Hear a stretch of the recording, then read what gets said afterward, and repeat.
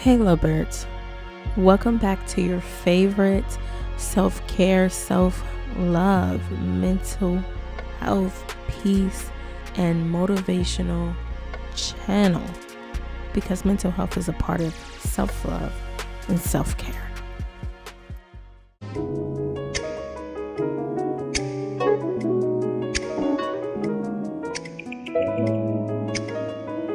This is another episode of Love's Diary, and I'm Antisocial Love, signing on. If the holidays feel heavy for you instead of joyful, I want you to know you are not alone, and it's okay to feel human. While the world tells us this season should be filled with nonstop happiness, many people quietly struggle with their mental health during the holidays. Today, we're talking about why this happens and gentle ways you can protect your peace. Take a deep breath in with me before we begin. Inhale and exhale.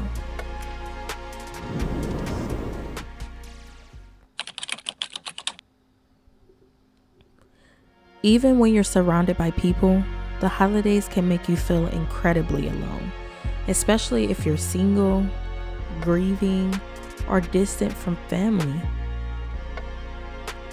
Gentle reminder here. Loneliness doesn't mean something is wrong with you. Reach out to one safe person. It doesn't matter if it's a roommate, that one friend, that one cousin, that one child, your child. Reach out. Create solo traditions you actually enjoy. Get a hot chocolate. Drinking your tea. Watching your favorite movie and actually enjoying it. Spend intentional time with yourself. Journaling, praying, or simply resting. We talk about journaling a lot because it actually helps. A lot of people have found strength in their religion, praying. If you are religious, it's a good way to stay connected with the higher power, and also a good way to strengthen yourself, your self-love, your self-care for yourself. Or simply resting. The world can be overwhelming sometimes, and it's okay to take more time for yourself. Sometimes the most powerful connection is the one you have with yourself. And if you're religious, sometimes the most powerful connection outside of God is the one you have with yourself. The pressure to buy gifts, attend events, and keep up can be overwhelming. Let me say this clearly. Your worth is not measured by how much you spend.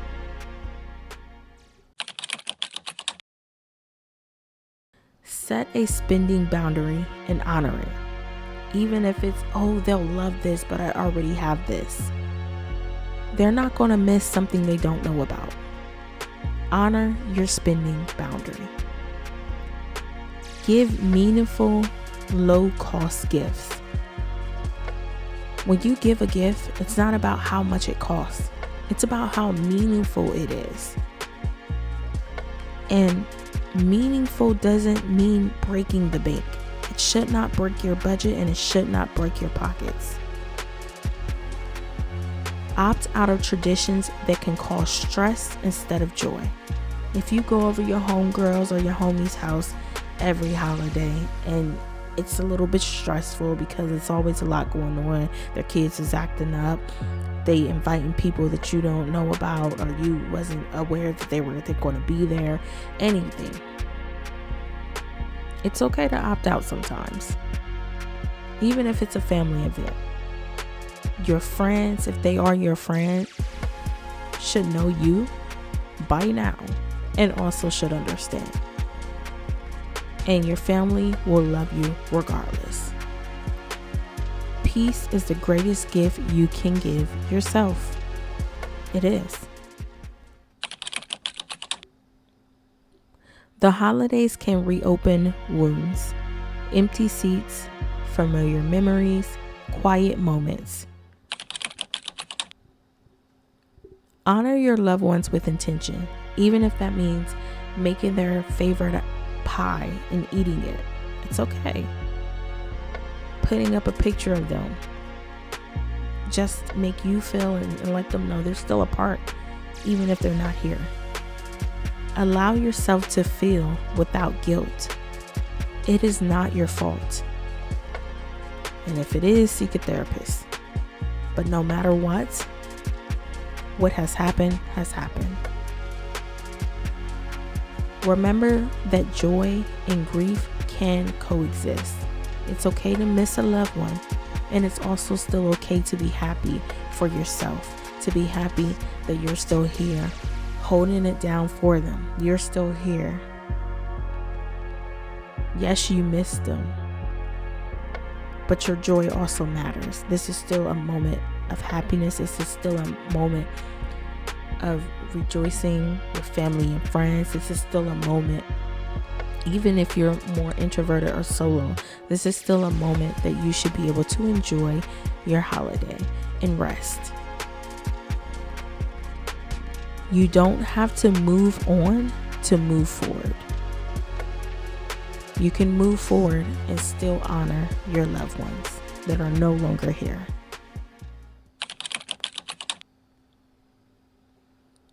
Old patterns, old wounds, old expectations.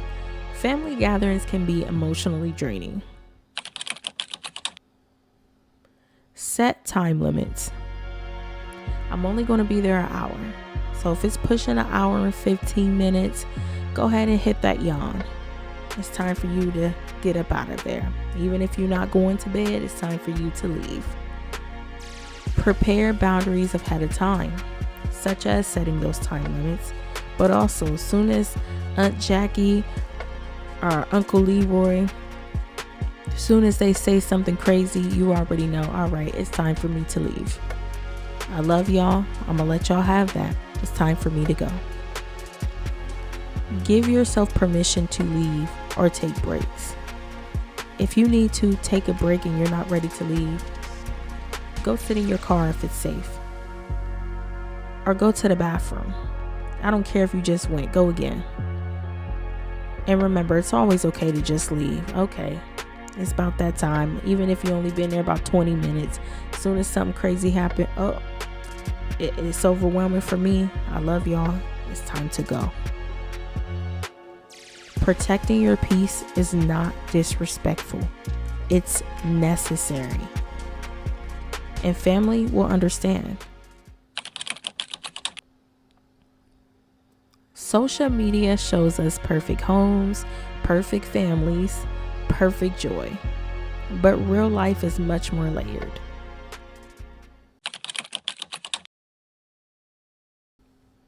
Release the ideal of a perfect holiday. Nothing is perfect. You're only seeing a piece of a moment. You're not seeing the full picture. How many of these perfect social media couples that we all have seen be toxic and turn tragic? There's no such thing as perfect. Only the image people want you to see. Focus on how you want to feel, not how things look. I want to feel love. That may not always be on camera. I want to feel happy. That may be those awkward moments where you catch me laughing that looks like I'm doing an ugly laugh. It's not always going to look put together. Because real happiness, real human emotions and feelings and real moments are not always put together. Sometimes they're kind of funny and cute. Take breaks from comparison. Stop comparing yourself to other people's lives, to what other people have going on. It's not going to help what you have going on. Focus on what you have going on and what you need in your life. Whatever works for them, and what works for you, works for you. Presence matters more than performance, okay? This is why presence matters. And not presence, I'm getting a gift. I mean presence. Your presence, your state of being there, the state of being there matters more than what someone can do. Just being there matters. And who is there. Even who ain't there, we're not focused on them. Even if you're showing up for yourself, that matters more than what you have to do, more than what you're doing.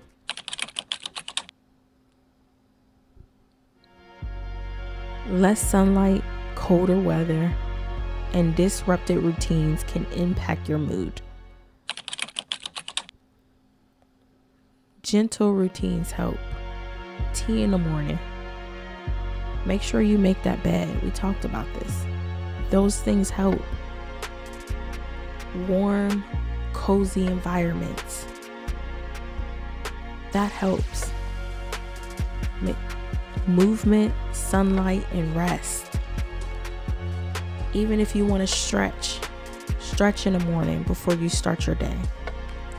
Sometimes some people live in colder atmospheres where getting outside and running in the morning is not always possible. If it is, run. If not, stretch. You know, the weather is it can leave a lot of snow. You may not be able to get around. Make sure you're stretching at home. Make sure you're opening those blinds and letting in that sunlight. And make sure you take the time to rest for yourself. You are allowed to move slower during this season. If this season feels heavy, I want you to hear this. You don't need to force joy. You don't need to explain your boundaries. You don't need to earn rest. Give yourself permission to experience the holidays in a way that feels safe, soft, and nourishing. If this video resonated with you, like, subscribe, and share it with someone who might need it. And remember, you deserve peace in every season.